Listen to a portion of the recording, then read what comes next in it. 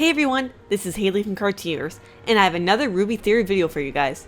This one has to do with a possible reveal regarding the character Taurus that people have been speculating on for a long time. With the new character short of him revealed at RTX, we can now confidently say that Adam is still going to have an important role in the show. In addition, from what I heard, the short did not show his eyes, but a point was made of him taking off his mask, so the theory may still stand. And I hope you are all prepared for something quite different, since this theory is pretty much unlike any other video I have made thus far. It's a little tricky to explain, but first let me just say that a ton of this theory was made by Strain of Thought, who gave me permission to talk about this very interesting topic, as long as I prefaced it by saying that this is part of a much bigger theory.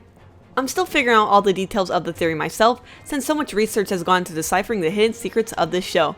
But basically, everything in RWBY, from the characters to the show itself, is also something entirely different than what it initially appears to be. That means that every character is not solely based on a single character from a fairy tale. They could be based on a multitude of different references that could have been made from hundreds of years ago to even more popular modern works. So for example, a character widely known to have more than one reference is Crow.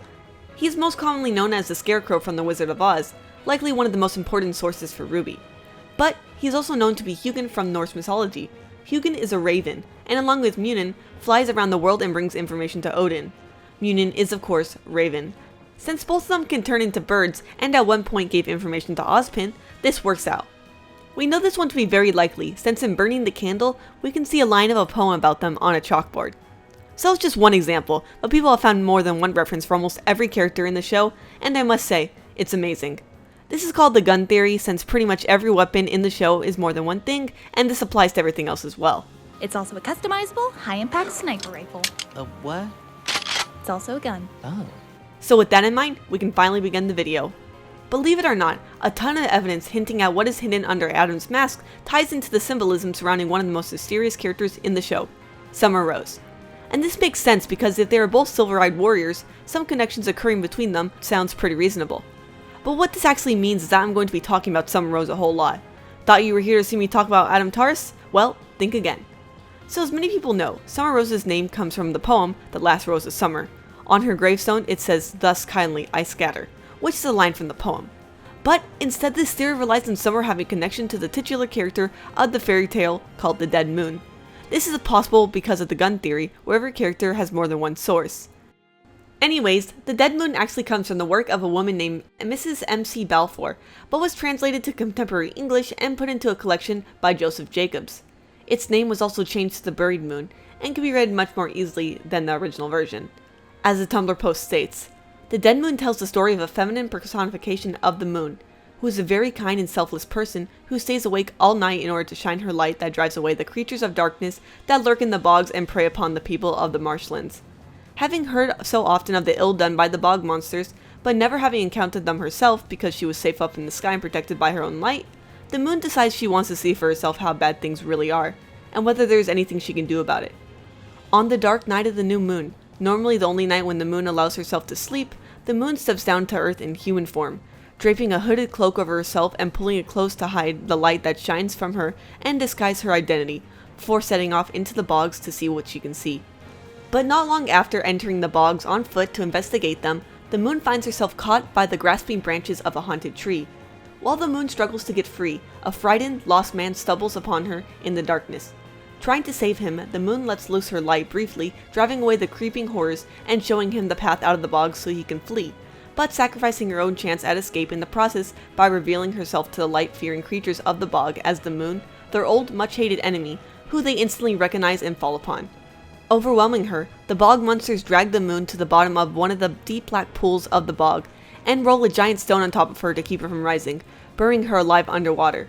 With the moon gone, the night remains pitch black, and all the monsters of darkness enjoy a long reign of terror until the people of the marshlands band together to discover what has happened to the moon and find a way to restore her to the sky. If we make Summer Rose the Dead Moon, who in this story is literally the moon, then we can connect this back to all the moon imagery we've seen in this show. In the world of Remnant, fragments of the moon have been scattered across the sky, and we have not known a time where it was not like this. In other words, the moon is dead, killed before the story begins, just like Summer Rose. In the tale of the Dead Moon, the absence of the woman who can shine the light that drives the monsters of darkness away leaves the people of this world vulnerable and forces them to suffer the predations of those monsters.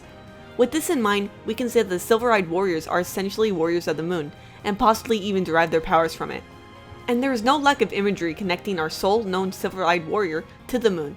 In fact, in the Volume 2 intro, they even show RWBY falling through space to Remnant from the moon. Now you may be asking, what does this have to do with Adam? We know that RWBY and Summer have a direct relation to the moon, but how could he be associated to the moon or even to the other silver-eyed warriors? Well, all three of them have something else in common. Roses. With Summer and RWBY, it's extremely obvious. I already talked about Summer's name source material, which has to do with a rose that is about to die. And with that, its petals scatter. Scattering petals are another piece of imagery seen in the show an absurd amount of times. We see it in RWBY's semblance, as well in many more places. Then we have their emblems and their color schemes, which perfectly match to roses. Roses are not just part of their name, but part of their symbolic identity. So we have the moon, and we have roses. These seem like completely separate things at first, until you realize just how much these two things get juxtaposed within the show, starting from the very first moment, of course. The number of times that the image of the moon has a rose or rose petals in front of it in RWBY is also no small number. And if Summer Rose is the dead moon, then it makes sense for those two symbols to consistently appear together, because Summer Rose is both the moon and a rose. Even the verbs commonly applied both literally and figuratively to these two symbols within RWBY, shatter and scatter, are conceptually related and only a single letter apart. In Red Like Roses Part 2, Summer Rose actually describes herself as forever shattered. So whenever you encounter either the moon or a rose within RWBY, they are symbolizing the same thing, which means they are interchangeable. Whenever you see the moon, you can substitute a rose. Whenever you see a rose, you can substitute the moon. The moon is a rose, and the roses are moons. As we know, RWBY's weapon is the crescent rose. Need I say more? In RWBY, the symbolism of the moon and the symbolism of roses are identified with each other, and one regularly stands in for the other. So now, after all this explaining, we can finally talk about Adam. Just like RWBY and Summer, Adam is plastered all over with the exact same combined shattered moon and scattered rose symbolic imagery. His weapons are named Wilt and Blush, and his semblance that he uses to activate them is named Moonslice. He first uses his semblance in front of a giant image of the shattered, scattered moon as he shatters and scatters his enemy. And for a second in the Volume 1 intro, Adam's face is superimposed over the moon. Then, as probably one of my favorite bits of imagery, Adam's entire back is covered with a huge image of his emblem, a red rose in front of a white field, evoking the rose over moon symbolic juxtaposition associated with RWBY and Summer. So with all this evidence in mind, what conclusion can be drawn? Well, considering that Adam Taurus has never, ever shown his eyes in the show, I think it is very possible that he does in fact have silver eyes, thus making him a silver-eyed warrior. Now that was a ton of build-up for just a single sentence, but there is so much more that can be explored concerning this topic. I was going to do a separate video on why Adam is the way he is, but apparently the new character short just says he went through the same thing as all other Faunus and does not have the tragic backstory I was led to believe prior. So that might have to wait.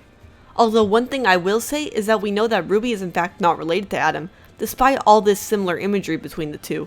The creator of RWBY, Monty Ohm, sank that theory back in 2013 by saying that despite having similar emblems, the two are not related, and the difference between them being scatter and wilt.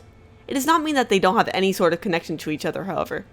But that ends this third video, so thank you guys so much for sticking around this long, and another huge thank you to Strain of Thought for letting me make this theory into a video. I really suggest checking out their Tumblr, which has information on a bunch more characters relating to the gun theory and possible material for future videos. And of course, thank you to all my Patreon supporters who helped to make this video possible. Have an animated day, everyone.